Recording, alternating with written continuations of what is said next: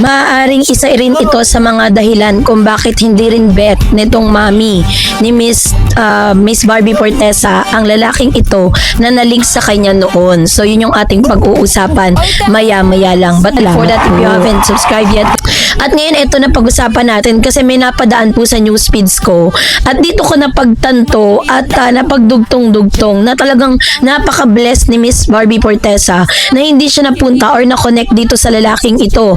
Although nung una parang na-intriga nga na nagkakamabutihan silang dalawa, and then eventually after the project, after po the show, wala na pong communication at hindi na po nag-go through kung ano man yung chismis patungkol sa kanilang dalawa.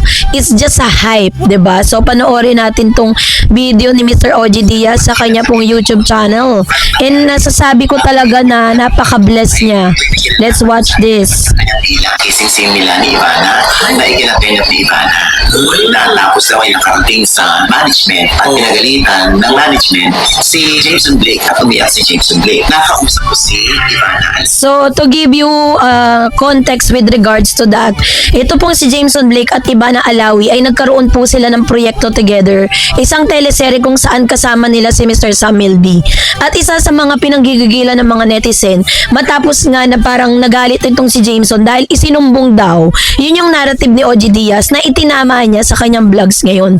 So sinasabi dito na sumama daw yung loob ni Jameson dahil inaakala kasi ni OG na ang dahilan ng napagalitan si Mr. Jameson Blake, no, dahil nga daw dun sa kanilang kissing scene. Pero si Ivana mismo ang nagsabi patungkol sa totoong nangyari. Ito, panoorin natin. Sabi mismo.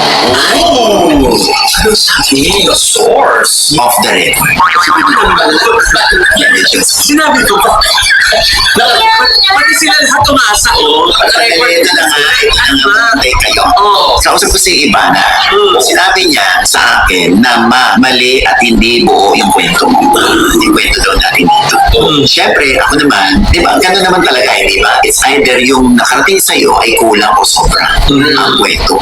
Na hindi naman nangangahulugan na yung kwento sa atin ay pinaniniwalaan natin. Lagi natin sinasabi dito na tingnan natin kung ano naman ang panig ng kapila. Okay, kailangan marinig natin. So, ito na nga yung panig ni Ivana. Totoo, may hindi sila nakikibuan at hindi niya kinikibuan si James Blake. Okay. Katulad itong medyo ko na hindi niya pinansin talaga si Jameson Blake. Yung kissing na nilabas ni Jameson Blake, yung Ano ba?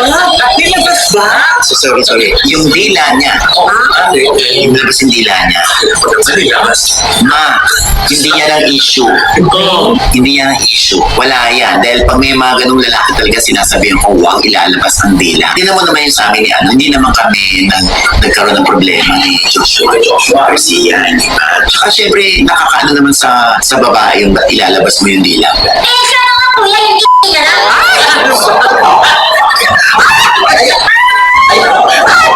Ayan na dyan.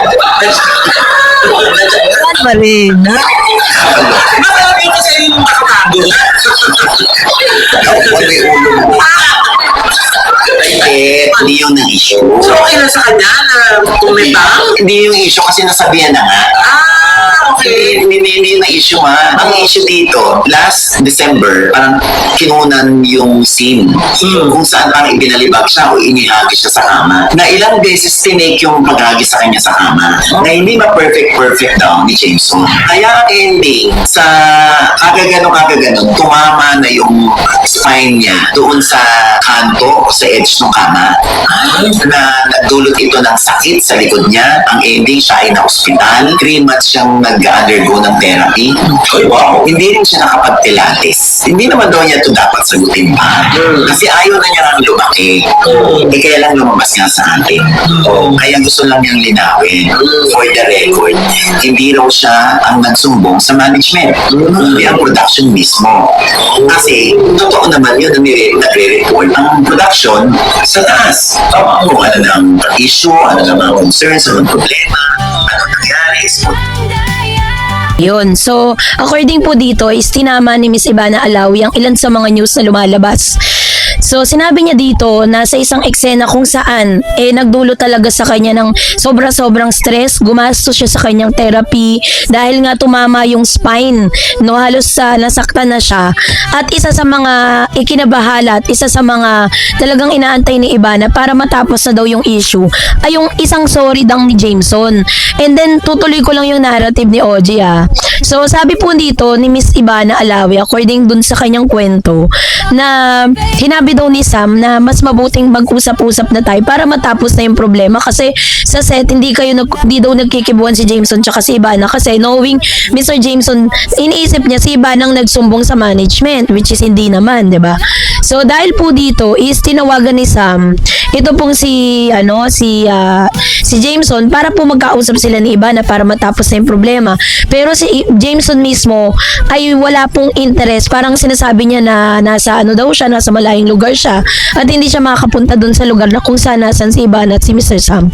Kaya ngayon, hinayaan na lang ni Ivana. Sabi ni Ivana, tanging isang sorry lang daw ang hinihingi niya para po okay na lahat. Pero dahil parang nagre-refuse itong si Mr. Jameson Blake, sabi tuloy ng mga netizens sa comment section na napaka-gentleman naman daw ni Mr. Jameson, 'di ba? Kasi parang kung ilang take nyo na ginawa yun at kitang-kita mo naman talaga na sobrang nahihirapan na yung tao, dapat galingan mo na bilang aktor.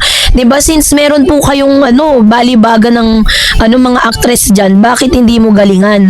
Isa ito marahil sa mga dahilan kasi parang may ganong attitude nga si Jameson. Kahit alam natin na dati parang nai-issue sila ni Barbie, 'di ba? Pero parang nagkalabuan at wala na pong sinabi si Barbie. So kung ano talaga yung totoong estado ng kanilang relationship at kapag tinatanong siya patungkol doon is dead ma lang si Barbie. Parang siguro nakita niya rin talaga yung karakter or attitude. May nakita siya kay Jameson na parang yun yung isa sa mga dahilan kung bakit inayawan niya. 'Di ba? No, naiintindihan ko po yung part na yun. Kaya naman masasabi ko talaga na na-save din si Barbie sa ganitong klase ng attitude na meron si Jameson. Kasi parang si Jameson wala pa ako nababalita ang naging girlfriend nito. Kaya hindi ko alam kung totoo ba talaga siyang lalaki or baka naman dual yung gender niya hindi talaga pang girl or pwede rin siya sa girl or pwede rin siya sa boy. Wala pa po tayong confirmation with regards to that.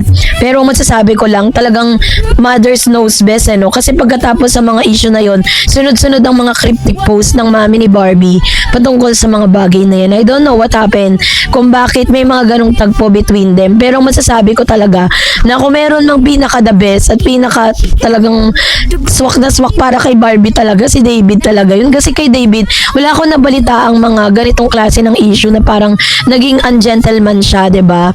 Bukod dun sa ini-issue sa kanya patungkol kay AC na hindi raw niya inalalayan, ganyan-ganyan. Pero may mga ibang anggulo pala ng video na kung saan inalalayan niya naman pala si AC. My God. Yung mga tao lang talaga yung nagbibigay ng maling interpretasyon. So anyway, sana nga talagang hindi man ngayon makita ni Barbie na si David talaga yung para sa kanya. I hope in the future magtagpo yung kanilang oras at pagkakataon. 'Di ba? So kayo po, anong niyang saloobin patungkol dito? Mag-comment kayo sa comment section. And that's it for today. Mr. David Licauco, abay may matinding laban at si Barbie Fortesa, isang pangarap ang natupad. Ang lahat ng yan, salamat po. At ngayong araw, ito na, let's talk about Barbie and David Licauco para sa kanilang magkahiwalay na ganap, Hindi man sila magkasama for now dahil may kanya-kanya silang ganap ngayon habang si David Licauco ay busy, para sa kanyang kompetisyon. David Licauco at Vince Maristella sumalang na sa High Rocks, Hong Kong habang si Barbie Fortesa naman ay tunupad ang childhood dream bilang artista ng megastar. Sa mundo kasi ng showbiz at sports, hindi na bago ang mga artistang sumasabak sa iba't ibang klase ng hamon. Upang ipakita ang kanilang versatility, discipline at passion sa buhay, isa sa pinakahuling usap-usapan ay ang partisipasyon ng kapuso actor na si David Licauco at Vince Maristella sa High Rocks Hong Kong Double Division, habang si Barbie Fortesa naman ay muling umani ng papuri dahil sa kanilang bagong milestone bilang actress na kasama ang isang megastar sa isang proyekto.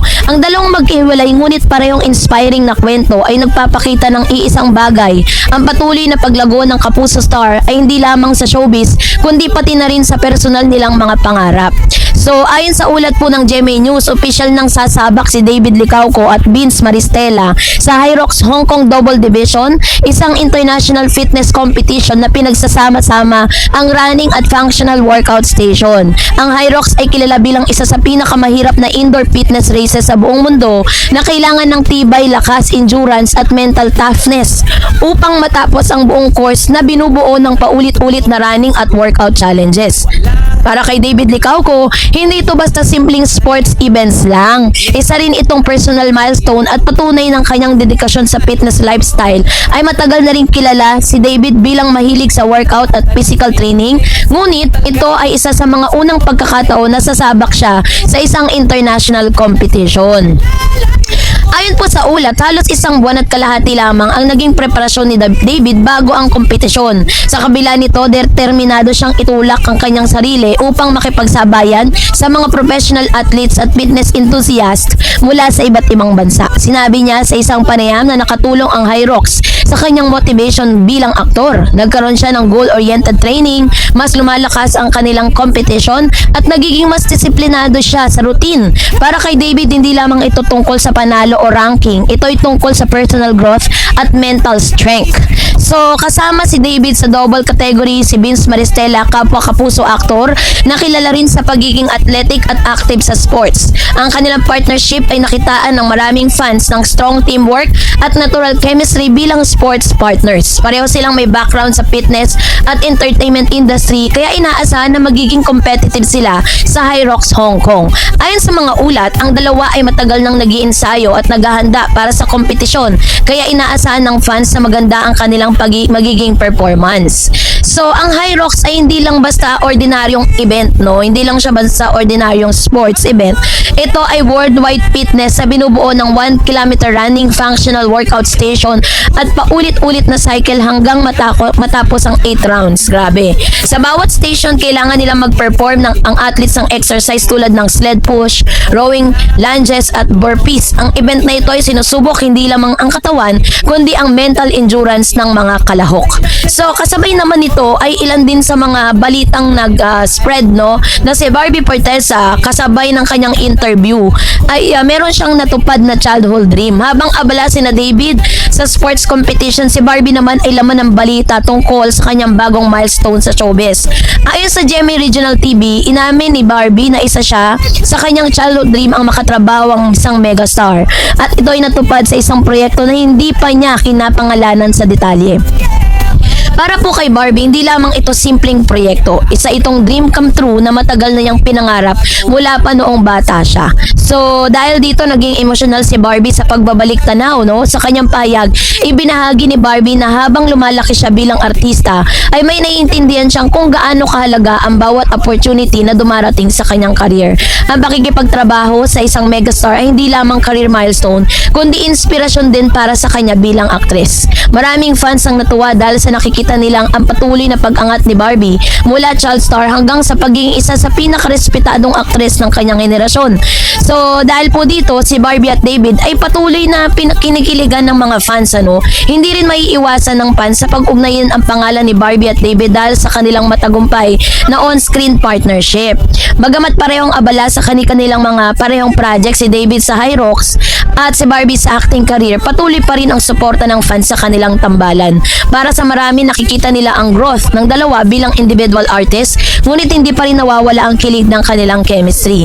So, dahil dito, nagkaroon po ng iba't ibang reaksyon ng mga netizen patungkol sa bagay na ito. Nag-viral ang balita sa social media at nagbigay ng sari-saring reaksyon. Ang netizen, may mga humahanga sa fitness dedication ni David, may mga natuwa sa teamwork ni David at Vince, at maraming fans ang proud kay Barbie sa kanyang achievements. May ilan ding kinilig sa posibilidad ng Barbie-David updates at makikita dito kung gaano kalakas ang influence ng kapuso stars sa kanilang audience.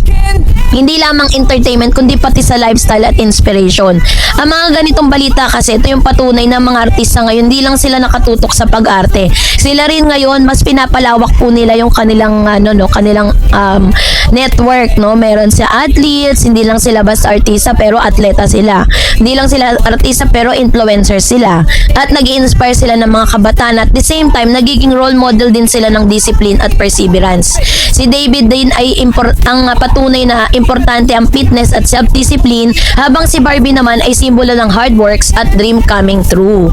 So, sa pagsabak po nila ngayon, si David at si Vince Maristella sa High Rocks, ang bagong milestone si Barbie Forteza Showbiz ay parehong nagpapakita ng isang mahalagang tema, ang patuloy na pag-abot sa pangarap. Sa kabila ng magkaibang larangan, sports at entertainment, iisa ang mensahe ng kanilang mga kwento. Ang sipag at tiyaga at determinasyon ay laging may bunga. Habang patuloy na sinusubok si David sa international fitness stage at si Barbie sa mas mataas na level ng acting industry, nananatilang inspirasyon sila sa maraming Pilipino na nangangarap din na magtagumpay sa kani-kanilang larangan. Kaya naman kung nami-miss nyo na po si David at si Barbie Forteza, at least may mga pinapakita silang ganap sa atin at hindi basta-basta ganap, dahil talagang pinapakita nila rito na sila, busy sila kahit wala pong proyekto ang barda.